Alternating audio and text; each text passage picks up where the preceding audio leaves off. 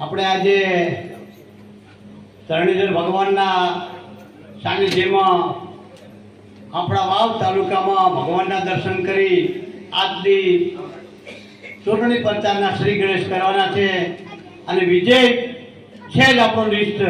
વિજય નિષ્ઠની સાથે આપણે આ સભામાં આપણા જે લોકસભાના લોકપ્રિય ઉમેદવાર એવા રેખાબેન ચૌધરી, આપણી વચ્ચે પ્રભારી શ્રી ઋષિભાઈ કાનજીભાઈ, પૂર્વ પ્રમુખ શ્રી પાર્ટીના પ્રમુખ શ્રી ઈશ્વરભાઈ, સૌ સન્માનીય મંચ, આજના સ્થાને બેઠેલા સૌ વડીલો, જે ધોળેતરી આગેવાનો, જે એક માણસ છે ને મને ખબર પડે છે એકનું નામ લખ્યું અને એક જણો 1000 વોટ લાવી કે એવા સન્માનીય આગેવાનો બધા મંચ ઉપર બેહે એવા સન્માનીય સૌ આગેવાનો, બહેનો, દીકરીઓ, આજની સભા આ ચૂંટણીની સભા છે. અત્યારે આપણે બળથી જે પણ બોલી શકો છો, પણ જે બોલવાની આપણે દાબીને જયકાર બોલવાની છે કે 7 તારીખે મતદાન થાય ને એ મતદાનમાં પહેલા પેટીઓ ભરાઈ જાય તો બેટું મશીન દબાઈ જાય એકદમ અને બધે હોય 100% આપણી પેટી ફૂલ ભરાઈ જાય એવી મતદાનમાં આપણે તાકાત બતાવવાની છે. અને આ તાકાત માત્ર એક બેન તો એક નિમિત્ત છે. આપણી તાકાત મોદી સાહેબને બતાવવાની છે.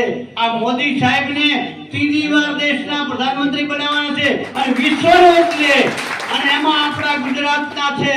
તો આપણા માટે પ્રચાર સાહેબ ન કરવો પડે. મને એમ થાય કે પ્રચાર ન કરવો પડે.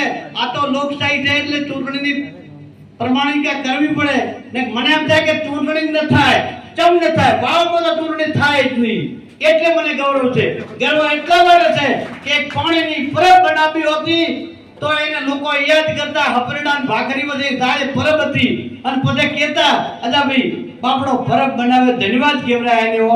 એ મારા વીરો યાદ કરો, યાદ આ હપરડાન ભાખરી વચ્ચે દાળ પાણીનું માટલું મેલતો એને આપણે યાદ કરવાનો. અને દેશના પ્રધાનમંત્રીએ આ ગુજરાતના જ્યારે મુખ્યમંત્રી હતા ત્યારે તમારા માટે ચિંતા કરી અને ઉપવાસ કર્યા. આ મારી ગુજરાતી જનતા મારી સુખી છે ને થાય અને સુખી કરવું હોય તો શું કરવું પડે?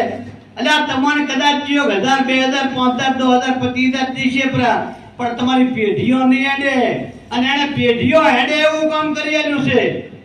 આ નર્મદા યોજના ના આવ્યો આ તમારા ધોળો લુગડો નવો તમે યાદ કરો, મોટો ને પૂછો.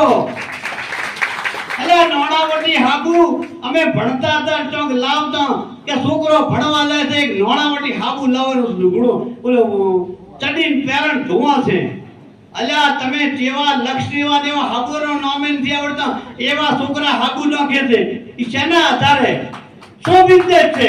ત્યાં મોદી સાહેબ ન હોત તો સાહેબ આપણી શું દશા હોત?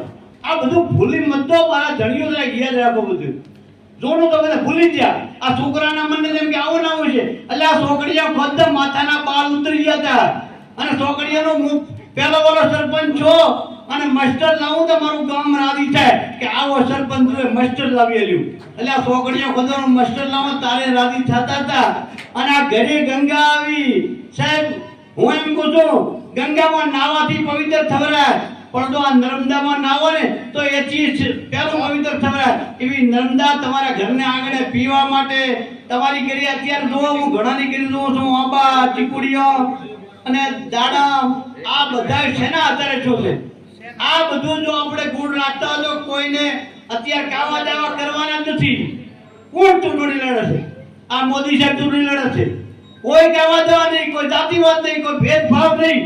આપણે તો માત્ર મોદી સાહેબ નું કમળ છે. તો આપ સૌને મારે ઘણી વાત નથી કરવી. આપણા વચ્ચે આપણા ઉમેદવાર છે, આપણે વાતો કરશે પણ આપ સૌને બે હાથ જોડીને વિનંતી કરું છું કે ગુણ રાખજો, પરબ પહોંચેનો ગુણ રાખજો. આપણી ઘરે આટલું કલ્યાણ કર્યું છે એ યાદ રાખજો. એટલે તમારા ખાતામાં વગર પૂછ્યા 100,000 રૂપિયા આવી જાય, મેસેજ આવે ફોનમાં. કોઈ માંગવા ગયા હતા? આ અમુક તો યાદ રાખો ને. 10 લાખ રૂપિયા બીમાર છો તો કેટલા મરી ગયો હોત બાપડો. એને દુઃખમાંથી મુક્ત કરવા માટે 10 લાખનું કાર્ડ. આવી કેટલી યોજનાઓ છે કોઈનો તમે ગણવી તો ગણાય ન રહે એટલી. તો આ યોજના આપણા માટે આવી છે. આવું મોદી સાહેબના 5 વર્ષે ચૂંટણી આવે ત્યારે આપણી પેટી ફૂલ ભરાઈ જાય એવી આપ સૌને વિનંતી. ભારત માતા કી જય.